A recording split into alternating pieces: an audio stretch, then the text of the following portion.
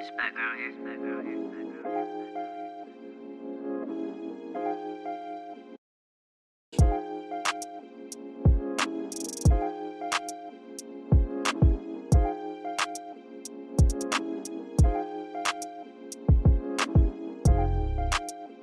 Didn't take that long to bleach or process or anything. I used the BW2 and then 40 developer to bleach my knots. That's what I always use.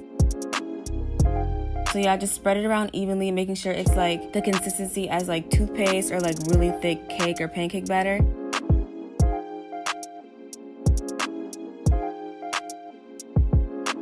And I left that on for about, I want to say maybe 20 minutes, maybe 25. And then after that, I'm just going to rinse it out. And I did use purple shampoo.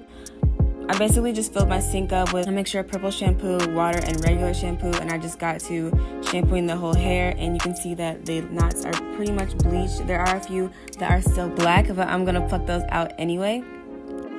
Tried to use a new plucking method. I didn't really show you guys because I didn't know how it was going to turn out.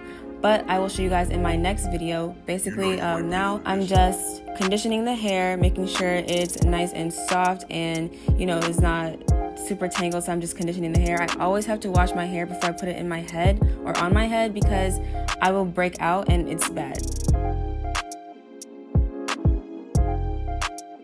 Now, I'm just going to use this 40 developer from Salon Care, and I'm going to use this to lighten the hair to that nice, I guess, not sandy brown, it's some type of brown. It's gonna lift the hair without actually damaging it, without putting bleach in it. I didn't want to bleach hair because I actually don't like that process.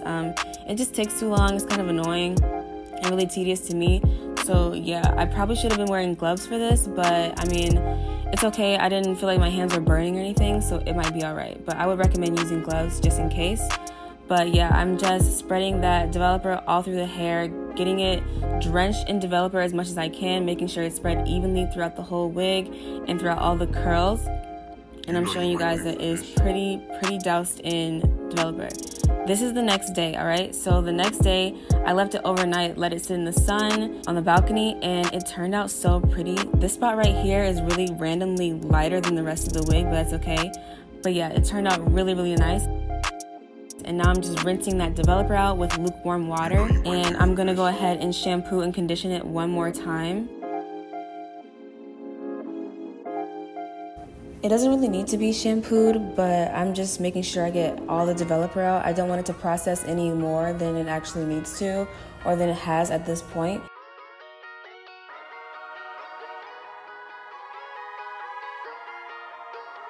Enjoy, not to.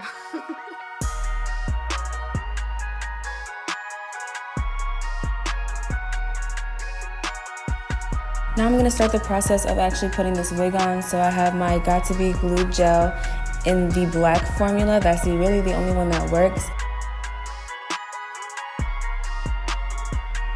And I'm going to blow dry that. I usually let this sit, but I kind of want to speed up the process a little bit, so I blow dried it.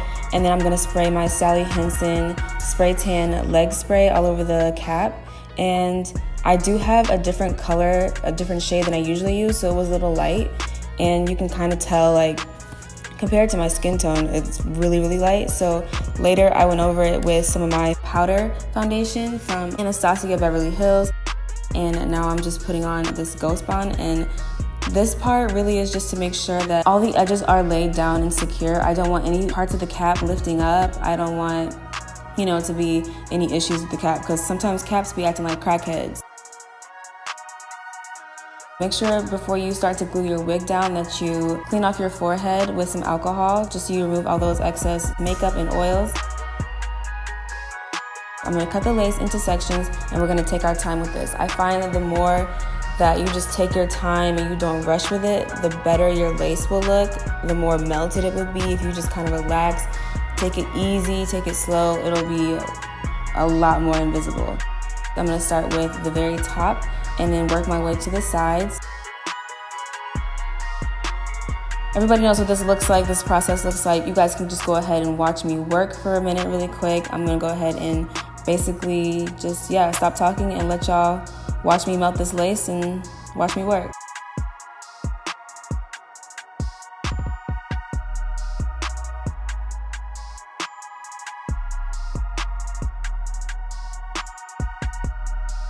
A little tip that I think you guys would benefit from is that I always put 2 layers of glue. Normally, I would do 1 layer, let it cool off and dry and get clear, and then I would apply another layer. But since I already put a layer over the cap, I don't need to do that, so I'm just going with 1 layer now. And then I'm pressing it in with my finger and then going with a comb, just making sure that none of the hairs get stuck down to the glue, because that will happen and it will make everything a lot harder.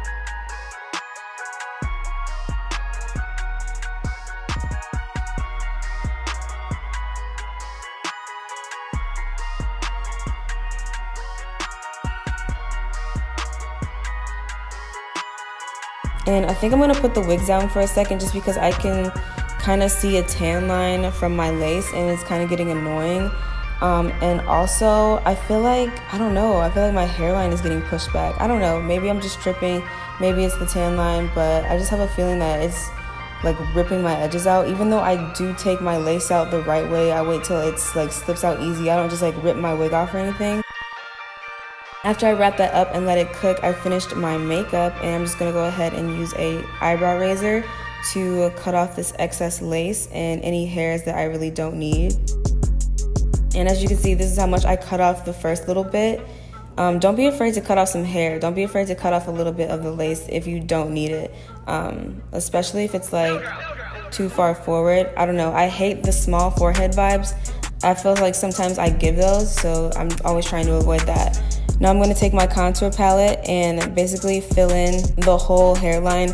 I don't know what happened with this one, but like I said, the lace and the cap was a little too light, so I had to go ahead and fix it with makeup, and I really had a hard time making it look blended and making it look really seamless because, one, I think that I could have used the eyebrow razor a little bit differently. I could have made the edges a little bit more jagged. Instead, it kind of looks like a straight line, which I would say try to avoid doing that because when it's kind of jagged, it makes it look more natural, like it's your natural hairline.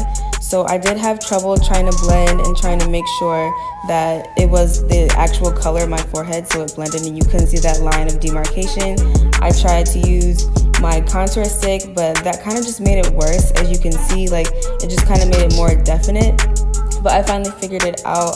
I put some of my bronzer all over it, and that kind of helped blend it a little bit more. So next time I do this and this happens to me, I'm probably just gonna use like just the darkest color in my contour palette and my bronzer, because I find that those kind of work well together.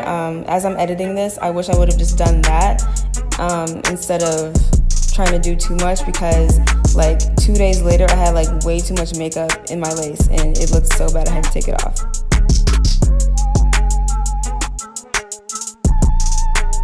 Just a little bit of baby hair.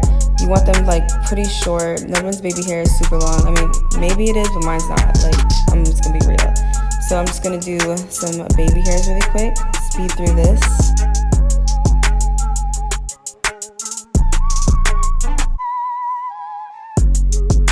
I did have to step out for a second. You guys don't get to see what I do after I get done with my edges, but I do come back and let you guys know what's going on. I did have to like leave and come back and really figure out what I was gonna do with my hair, but it turned out all right. It turned out great. So yeah, let's get into that.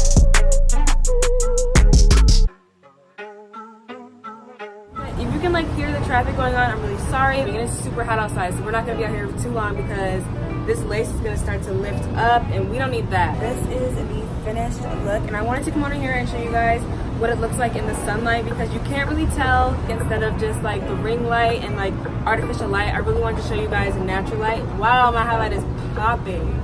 Hey guys, so I had to run out for a little bit, but I am back. Hair is super easy to style. It curls in like seconds, so it was really easy to style, really easy to customize. The frontal was a dream. It bleached really easy, so you probably won't have any problems with that. I left the bleach on for probably like maybe 15 to 20 minutes. Like I said before, this frontal was really easy to pluck. I didn't pluck that much, just, you know, the normal amount. The frontal was pre-plucked, so that's what I mean when I say companies need to step it up. Pre-plucked frontals, y'all.